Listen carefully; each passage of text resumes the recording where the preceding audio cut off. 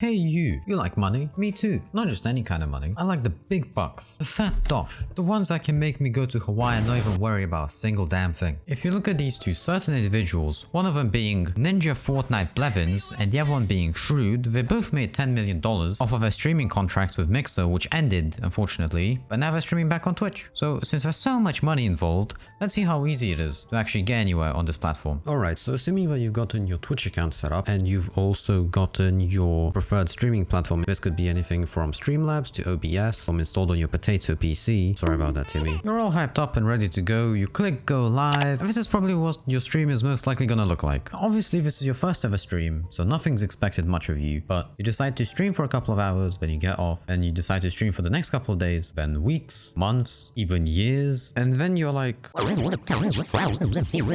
that I saw on other people's streams. Why is nobody in my chat? Why is nobody watching my streams? And this is what I would like to call the loneliness effect.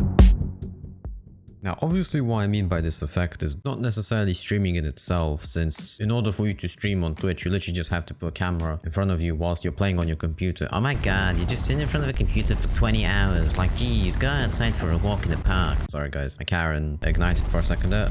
I apologize. But in my opinion, Twitch streaming is based off somebody's personality as well as the other things they're doing on the stream, such as maybe just chatting or playing a video game, and also the interaction that they get back from the chat. But when there is nobody in the chat, which is most likely what's gonna happen at the start of your career. Now obviously there's a bunch of methods that you could take into account as advice that are more likely to increase the chance of you actually getting recognized, and there's 3 that I could think of. There's probably way more out there, but there's only 3 that I've learned throughout my time on Twitch, since I've only been trying to stream for about 2 years now. Number 1, you should always try and take the blame up on yourself. Not saying that your stream is bad or anything, but you should take it as you're the one missing something, or you're the reason why people are not coming to your stream. Now this method is gonna be quite tedious since it requires a lot of time and attention, but every time you stream, try to record your VODs, and then after you're done with streaming, try and put yourself in the perspective of a viewer and go through the stream and try to see why would somebody else go all the way to your stream instead of going to somebody like Shroud or maybe Symphony or Pokimane. Well, actually, we all know why you go to Pokemon stream, or even XQC. Number 2. Now this advice, I've seen it being put here and there, and I've learned through it myself, and this would be just quit if you don't want to put in the minimal effort, because realistically speaking, there is zero discoverability on Twitch, unfortunately, due to the fact that your stream is not going to pop up on somebody's homepage because you don't have viewers. Therefore, Twitch is not really interested in promoting your stream compared to somebody who has, let's say, 20 viewers, because that would pop up in the smaller community tab. However, you do have to go outside of your comfort zone, and you have to push your content out on other platforms like YouTube. So throughout your streams, you can record videos, and those videos can be then edited and then